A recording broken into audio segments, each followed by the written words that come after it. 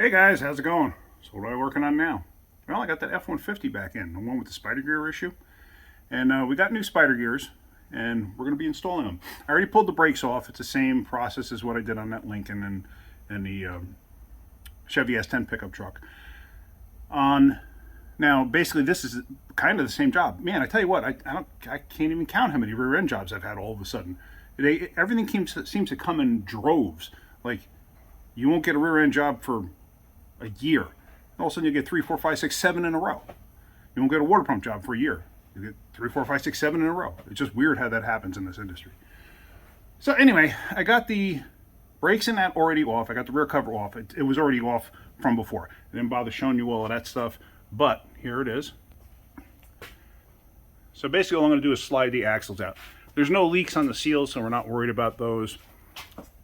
Basically, I'm going to take the pin out and slide the axles out, and then we're just going to change those spider gears. So let me hook this up into my tripod so you can watch me. Alright, so if you recall, this is the one that has all the play in the spider gears. Let's see if I can make it happen. See that top gear? And I got a funny feeling the shims, somebody did something to this and left the shims out. I won't know until I get it apart though. So let me rotate this so I can get to the pin. And like I said, I usually will use a bleeder wrench to break these free. Still a little sloppy on there. Got it.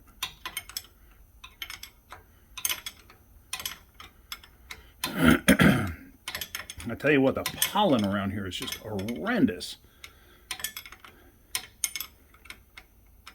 Every morning I got like a frog in my throat because of all the pollen. It's disgusting.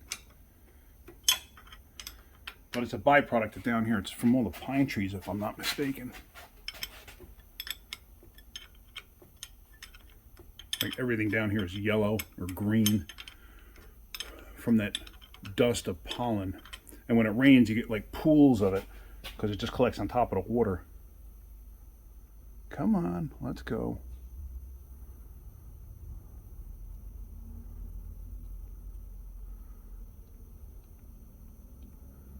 Sometimes you can get a quarter drive swivel socket in there to get these pins out. Alright, so now let's drive this pin out. And that's a good sign. It's barely any wear on it, so that's a very good sign. So now, let's rotate this. Now, I don't care if those spider gears fall out or not. Oh, okay, they're staying in place. I'm surprised they did. We push the axles in. Oops.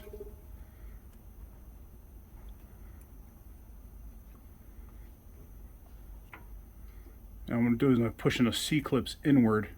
Let me go get a small screwdriver or something. Hang on a second.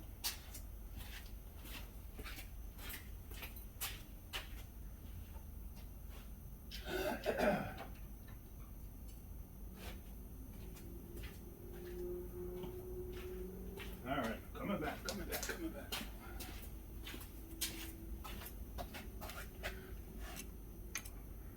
Pushing the C-clips till they fall on the rear end.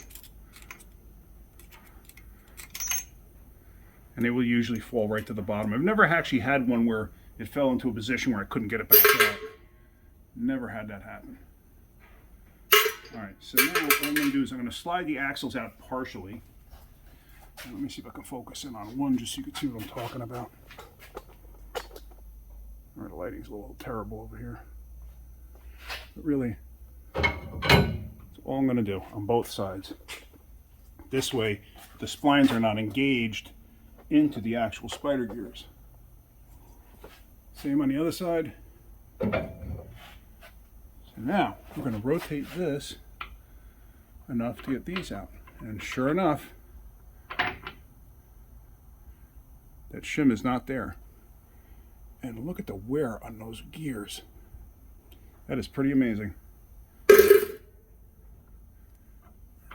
now I'm going to have to get a magnet to get the other one out, because it fell to the back side. which is no big deal, really. I can also, let me see if I can hold that somehow to rotate that over. Maybe I can, maybe I can't.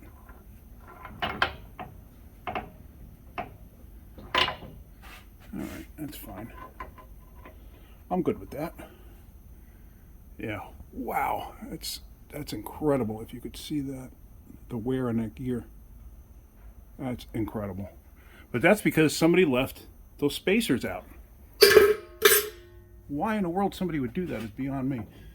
That's somebody that really has no clue what they're doing. Now, I see something that kind of bothers me a little bit. I'll explain it in a minute. Okay. So that's out with no issue. And actually those that gear looks fine. That gear looks absolutely fine. I'm not concerned about that at all, but this one looks like it's chewed up slightly.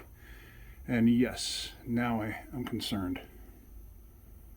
I'll explain that in a second. See these teeth on here. No, actually maybe not. Maybe these teeth are actually okay. Maybe it's just an optical illusion. All right, hold on. I'm going to have to investigate this a little bit, but let me wipe off my hands and then let me explain this. This is a locking differential. See these splines there? Let me explain that. Actually, let me clean my hands and then let me explain that all. All right, so what do I mean by locking? See those splines on that side and the splines on this side? The splines on that side are actually actuated, and they're on like a pressure plate almost. They'll push in, and they will engage into those splines, those notches, to lock that spider gear to this side of the casing. If you lock one gear, you've locked all the gears. So this way, that wheel is locked to that wheel. So unlike a posi where you have some slippage in between both, so you don't get any kind of chatter, this one will lock, and it's basically like for off-road and stuff like that. So I actually didn't realize it. I thought that was a that was a speed sensor, sorry. I thought that was a speed sensor. But looking at these two gears look fine. I'm going to clean them off really well, and I'm going to really investigate them. It's these that are shot. And it's shot because somebody forgot to put those shims in. Now the casing itself appears fine. It appears absolutely fine. So, I don't know. I don't know. So the biggest problem here is I had already purchased a spider gear set. This is for an open differential, a non-locking. I honestly thought, because I didn't see clutches on either side or a clutch pack on either side, which you would on either side of that spider gear that engages the axle, you'd see a clutch pack, and I didn't see one, and I just didn't think about it, that it could be a locking style. Didn't think about it. Here we go. I assumed. Should have rechecked it. But yeah, if those two gears are fine after I clean everything up, there's no reason I can't put those other spider gears in as long as they're the same. Meaning not use these, but just use these. It's not like they're matched to one another. It's not like, because something like this, these do not spin on here constantly like people think. Yes, they move. They move. But it's not like a wheel bearing that's in constant rotation with one another. So yes, they do get a wear pattern to it, but it's not going to affect it. You can buy these gears separately if you needed to. And I've done that before, where I've just replaced these. But usually when these go bad, these are gone too. I've had to replace these because the pin got shot and it ruined the inside of it. But the rest of the gear was actually fine. There was no issue with it. So I had just replaced those. So let me clean everything up. Let me get a really good look at this and then decide what we're going to do. All right, so these spider gears are absolutely fine. There's nothing wrong with them. So, I mean, that darn thing looks like almost like it's new. They're absolutely fine. I got no worries with that. So, I'm going to just replace those two spider gears there, the pinion portion of the gears. And we should be okay. I'm going to clean out the housing, and we're going to go from there. So basically it's just going to be liberally cleaning out everything in here. Like I said, when you do stuff like this, try to be in a well-ventilated area, because otherwise you're going to see Martians and flying saucers and flying elephants, and then you could fall over. So just keep it in mind. Alright, I'm just going to do this liberally, get this thing all nice and cleaned up. And then we're going to go back together. Alright, so I got these gears. I put a very light coating of oil on these because I cleaned everything off so good. On that Lincoln I didn't, because I didn't really clean everything off, completely dry of lube, especially the gears. I didn't touch the gears. Now this, as you see, when it bottoms out, it doesn't hit that other plate. That other plate comes into the gear. So, get this one in place. Sometimes these can be a little tough. I'm going to try to balance it in there and get that in. Okay. So now that's in place. Now, let me get the other two gears. Hang on a second. Now, when I install these gears, I will put a drop of oil on the gear itself to hold that shim in place. The shim is very important, obviously, because it beat the other gears apart. Now, I didn't lube that one up yet, but I did on this one. So I'm going to put this one in place first.